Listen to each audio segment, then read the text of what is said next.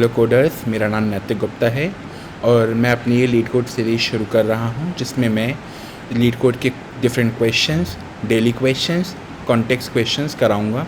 साथ ही साथ इस सीरीज़ में मैं कुछ DSA concepts, coding concepts, basic concepts मैं सिखाऊँगा। ये जो सीरीज़ है इसमें जो भी बिगनर्स ये यहाँ पे सॉल्यूशंस चेकआउट करने आ रहे हैं उनसे मेरी रिक्वेस्ट है कि किसी भी क्वेश्चन को 15 से 20 मिनट का ट्राई ज़रूर दें, उसके बाद ही उसका रिज़ल्ट चेकआउट करें।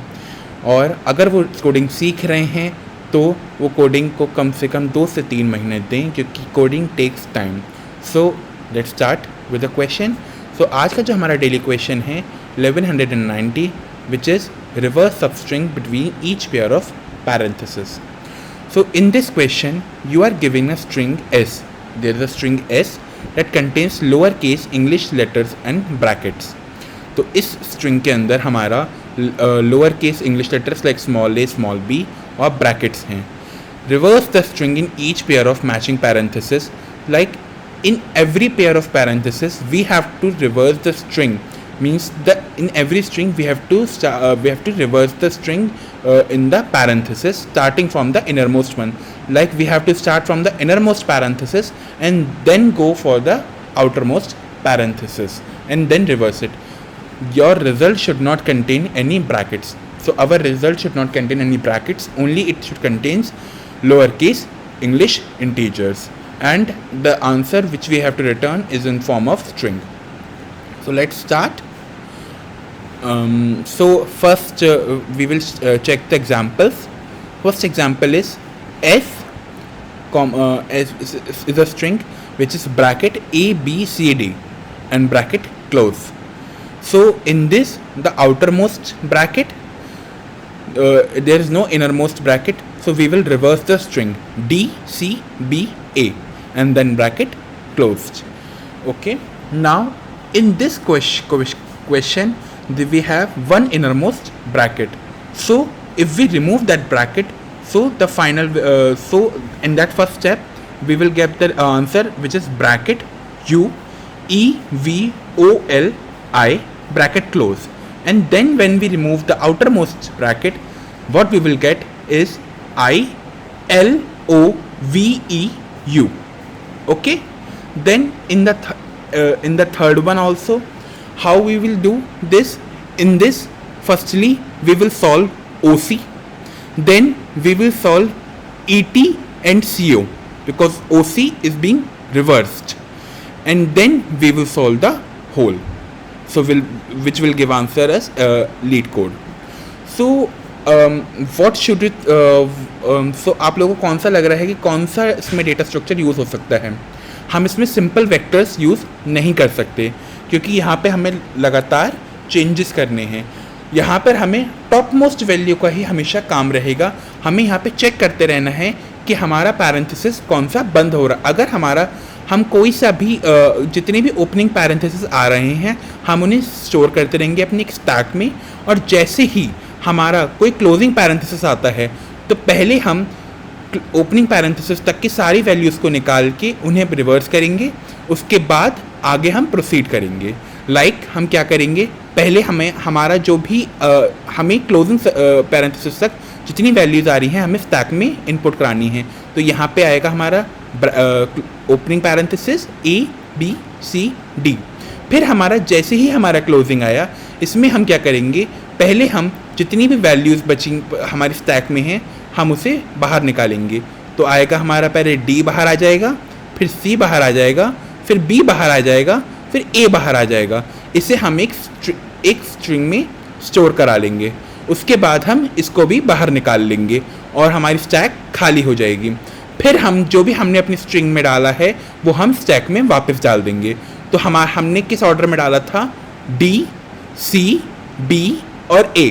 इससे हमारी स्टैक में रिवर्स ऑर्डर में स्ट्रिंग हमारी स्टोर हो गई। उसके बाद अब हमें जो आंसर देना है हमें स्ट्रिंग फॉर्म में देना है। तो उसके बाद हम दोबारा से स्ट्रिंग में से हम स्टैक में से वैल्यूज़ निकालेंगे, तो वो किस फॉर्म में निकलेंगी, A, B, C, D, और उसके बाद हमें उस स्ट्रिंग को रिवर्स करके आंसर देना है। वैसे ही हमारा इसमें होगा और वैसे ही हमारा इसमें होगा। हमें बस ये ध्यान रखना है कि जब तक हमारा क्लोजिंग पैरेंथेसिस नहीं आ रहा है, हमें सब कुछ स्टैक में इनपुट करना है और उसके बाद की हम कोडिंग में देखते हैं।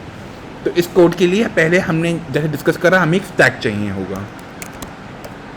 स्टैक, हमें यहाँ पे कैरेक्टर का स्टैक चाहिए होगा, कैरेक्टर्स, और स्टैक का नाम होगा SG। हम अपने स्ट्रिंग की लेंथ भी एक n वेरिएबल में स्टोर करा लेते हैं। ओके, नाउ हम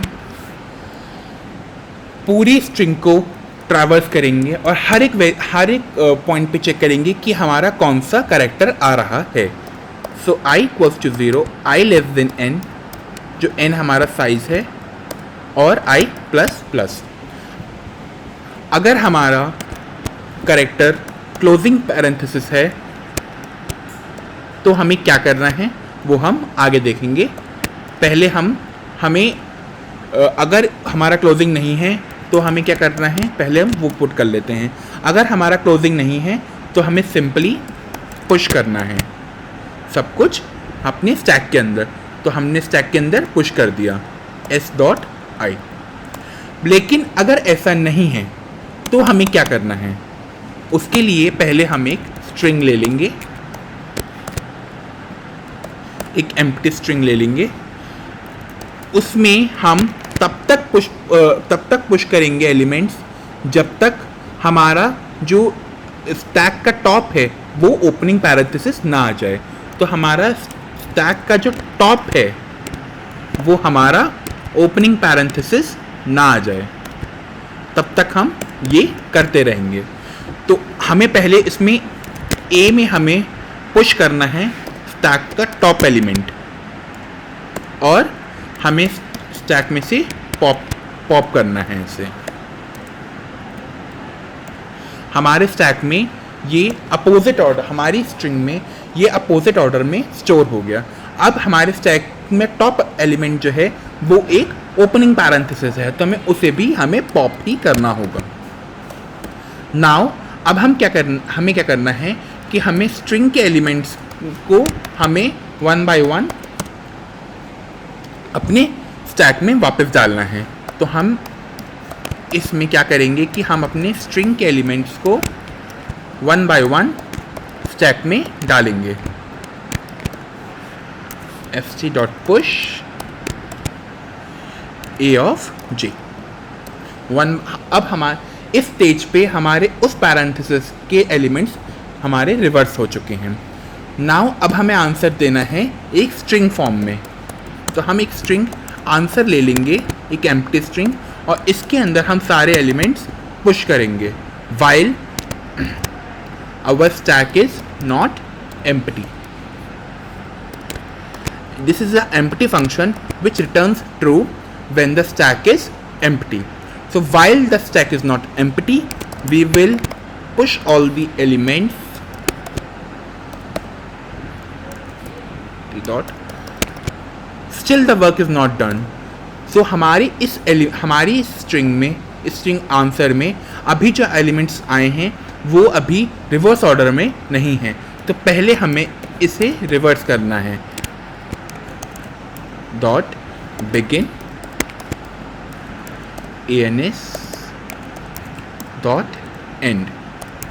ये हमारा रिवर्स एक फंक्शन है जो C++ STL में प्रोवाइड करता है। And then we will return ans because ये हमारा स्ट्रिंग टाइप है। Now run this